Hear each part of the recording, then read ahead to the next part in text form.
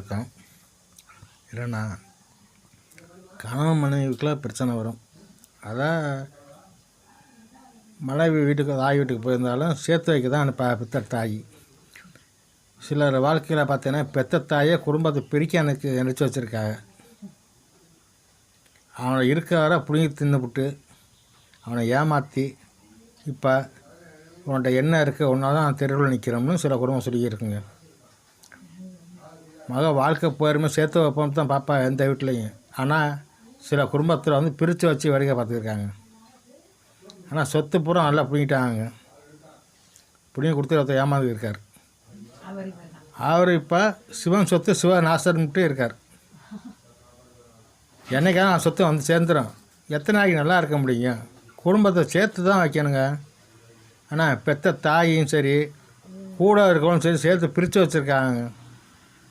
பாருங்கள் எப்படி இருக்கிற உலகம்.